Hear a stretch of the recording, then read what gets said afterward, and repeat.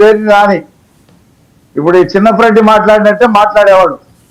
బియ్యం దొంగ దొరికిపోయి డబ్బులు కట్టేశాను, నన్ను వదలండి అని చెప్పేసి కాళ్ళ పడి ఏ కలుగులో దాక్కున్నాడు, ఏ ప్రెస్ మీట్కి రావట్లా, ఎక్కడా కనిపించట్లా. ఇప్పుడు రేపొద్దున చిన్నప్రెడ్డి కూడా వస్తాయి బయటికి.